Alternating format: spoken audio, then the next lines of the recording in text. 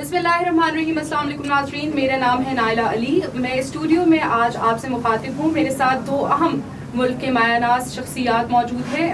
Cricket legend شاہد افریدی صاحب ہمارے ساتھ موجود ہوں گے آج کے ہمارے گفتگو میں, اور اس کے علاوہ چیئرمین شکیل احمد میر صاحب ہمارے ساتھ موجود ہوں گے. ان سے آج ہم ویژن پاکستان 2030 کے حوالے سے بات کریں گے. اس میں ویژن کے پیچھے مقاصد کیا تھے, کیا سوچ تھی, انیشیٹ کس طرح سے کیا گیا, اور کس طرح سے اس کو مستقبل میں ہم دیکھ سکتے ہیں ایک تکمیل کی طرف, اور اس کے نتائج کیا ہوں گے, اس حوالے سے ہم بات کریں گے. دونوں شخصیات سے میرا سوال, کس طرح سے آپ دونوں نے کولیبریٹ کیا, ملاقات کس طرح ہوئی, اور اس ویژن کے پیچھے بنیادی خیال کیا تھا, میں جاننا چاہوں گی. شکیل آپ اسٹارٹ کریں پلیز. دیکھیں, آپ کولیبریشن کی بات کریے. میں تو کافی عرصے سے پچھلے 10 سال سے اس مشن پہ کام کر رہا تھا. ہوتا یہ ہے کہ آپ کو زبردست قسم کے لوگ, صاف ستھرے لوگ, ویژن والے لوگ, جن کی وائب آپ کے ساتھ میچ ہو رہی ہو اور جن کا ویژن آپ جیسا ہو. تو شاہد بھائی کو کافی عرصے سے ہم فالو بھی کر رہے تھے, خاص طور پہ انہوں نے فاؤنڈیشن کے لحاظ سے جو کام کیا, ماشاءاللہ ہر علاقے تک یہ پہنچتے ہیں اور ہر طریقے سے ان لوگوں کی مدد کریں جن کو سب سے زیادہ پہلے مدد کی ضرورت ہے. تو یہ دیکھتے ہوئے کہ ان کے دل میں جو درد ہے, جہاں بھی آپ دیکھیں, آپ میڈیا پہ دیکھیں, پاکستان کی بات کرتے ہیں, سب سے پہلے پاکستان. تو وہ نیچرلی ہمارا جب آپس میں بات چیت ہوئی, ملاقات ہوئی, تو ایسے لگا جیسے دو بھائی بات کریں اور ایک ہی مشن پہ ہیں دونوں. تو وہاں سے نیچرلی یہ ڈسکشن شروع ہوئی, اور مجھے پتا تھا کہ میرا جو یہ ویژن ہے, ویژن 2030, اس کے لیے مجھے کوئی ایسی شخصیت چاہیے جو سیلیبریٹی اور یہ سارا اسٹیٹس تو ہو, لیکن دل سے وہ واقعی پاکستان کے لیے پریکٹیکل کوئی کام کر رہا ہو. اور وہ میرے خیال میں ان کے علاوہ مجھے کوئی اور نظر نہیں آیا. اس میں کوئی شک نہیں. لالا, بہت ساری آپ کے پاس ایسی اپرچونیٹیز دن بھر آتی ہوں گی, لوگ آپ سے ریکویسٹ بھی کرتے ہوئے ہوں گے کہ آپ ہمارے اس پروجیکٹ کا حصہ بنے, اس ویژن کا حصہ بنے. آپ نے شکیل احمد میر صاحب کو کیوں چنا؟ شکیل کو میں بہت زیادہ پرانا, یا میر گروپ کو بہت زیادہ میں نے نام نہیں سنا تھا, آنیسٹلی اسپیکنگ بہت نہیں سنا تھا. لیکن جب ڈیفینیٹلی جب آپ تھوڑا سا بیک گراؤنڈ میں جاتے ہیں, جب بھی کسی کے ساتھ آپ کام کرنا چاہتے ہیں, تو ایک چیز جو مجھے اس کی اچھی لگی وہ یہ کہ پاکستان سے تعلق, پاکستان سے باہر زندگی گزارنا, وہاں اپنے آپ کو اپنے پاؤں پہ کھڑا کرنا, یہ بہت بڑی بات تھی. اینڈ دین آپ پاکستان کو نہیں بھولے.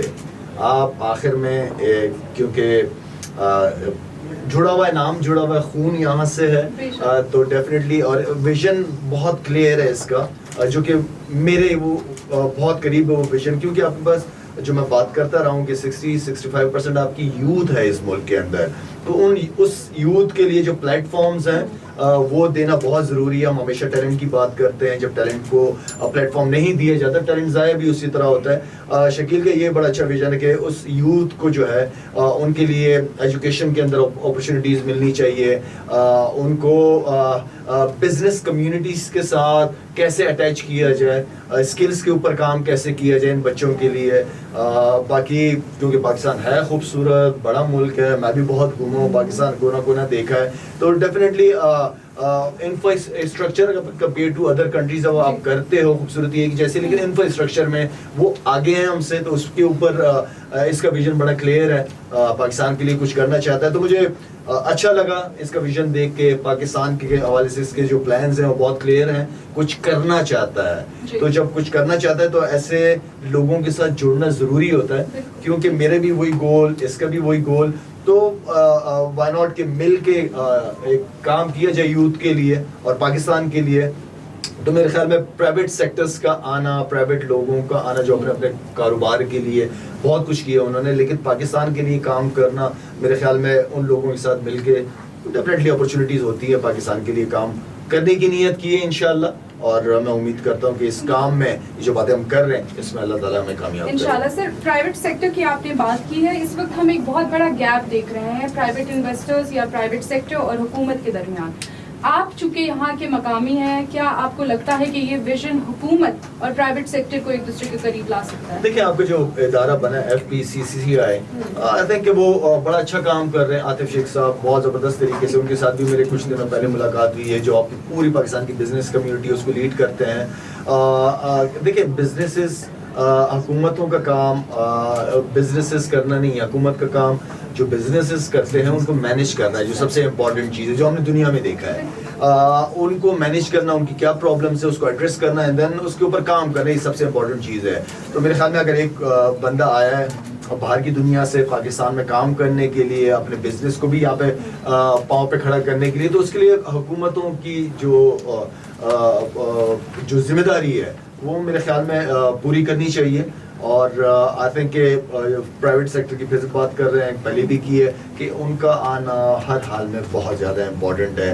اس وقت ضرورت ہے پاکستان کو ہر ایک بزنس کمیونٹی کے لوگ کی, میری, آپ کی, ہم سب کی, میڈیا کی, سب کی ضرورت ہے اس وقت پاکستان کی, کیونکہ سچویشن اس طرح کی ہے, سیلاب, فلڈز بھی ہے, سیکیورٹی کے حوالے سے بھی ہے, تو اوور آل پاکستان کو اس وقت سب کی ضرورت ہے. سر ایک کمبائنڈ ایفرٹ کی ضرورت ہے, جیسے آپ نے کہا, بالکل ٹھیک کہا آپ نے. لیکن پاکستان میں آ کر میر صاحب آپ نے کیسے سوچا کہ جہاں اس وقت پاکستان کا جو انویسٹر ہے, ہم نے دیکھا کافی عرصے سے نا امیدی نظر آئی ہے, آپ نے کیسے سوچا کہ پاکستان میں آیا جائے اور انویسٹ کیا جائے اور خاص کر یوتھ کے لیے کام کیا جائے؟ اچھا, یہ سب سے پہلے جتنے بھی لوگ ہیں, ایون میرے پارٹنرز ہیں انٹرنیشنل, کیونکہ میرا زیادہ جو ہولڈ ہے انٹرنیشنل مارکیٹ کے اندر ہے میرے بزنس کا, دبئی, مڈل ایسٹ اور یورپ میں, تو سارے لوگ یہی کہتے ہیں, جب میں پاکستان کی بات کرتا ہوں وہ سب سے پہلے یہی کہتے ہیں یار پاکستان, وہاں کے حالات دیکھو, وہاں کا ماحول دیکھو. تو میرا کہنا یہ ہوتا ہے کہ یار جب ایک فیملی ہوتی ہے, فیملی میں ایک آگے نکل جاتا ہے, ایک آپ کا بھائی ہے, ایک بہن ہے, وہ کبھی کبھی پیچھے رہ جاتے ہیں, تو آپ یہ نہیں کرتے کہ یار اس کو فیملی سے نکال دو, یا اس کے لیے میں نے کچھ کرنا نہیں, اس کے لیے آپ کیا کچھ نہیں کرتے. ہمارے اوورسیز جاتے ہیں یار, وہ ملینز کماتے ہیں یا $1,000 کماتے ہیں, جیسے سب سے پہلے خیال کس کا آتا ہے, اپنے گھر کا, اپنی ماں کا. تو یہ دھرتی ہماری ماں ہے نا. تو میرا تو ہمیشہ یہی آئیڈیا رہا ہے کہ جو کچھ بھی ہوں اس دھرتی کی وجہ سے, اس ملک کی وجہ سے ہوں, تو میرا جو کچھ ہے وہ اس ملک کا ہے. لائک وائز اسی انسپریشن, اسی موٹیویشن پہ میں جس سے بھی بات کرتا ہوں, میرے منہ سے ہمیشہ یہ بات نکلتی ہے یار اپنا گھر ہے. وہ کہتے ہیں کہ آؤ اپنے جسم چن دیں اینٹ پتھر کی طرح, بے در و دیوار ہے لیکن یہ گھر اپنا تو ہے. تو وہ موٹیویشن ہے پیچھے, یار ہمارا گھر ہے, ہم نے یہ ویژن لے کے آئے ہیں, ہم نے امیج بدلنا نہیں ہے, مطلب دنیا کو پتہ نہیں ہے.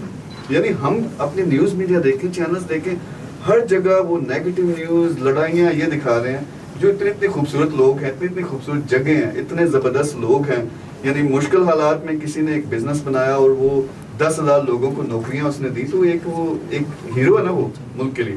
سو اس کے پیچھے سمپل یہی ویژن ہے, سمپل یہی مشن ہے کہ سب لوگوں نے, آپ نے کہا کہ آپ کی کولیبریشن ہوئی, یہ میرے اور لالا کی کولیبریشن نہیں ہے, یہ پورے پاکستان کی کولیبریشن ہے. ہر ایک کا یہ پروجیکٹ ہے, اور ہر شہر میں جائیں گے, ہر ایک شعبے میں ہم لوگوں کو اپنے ساتھ ملائیں گے, اور ہم نے مل کے کام کرنا.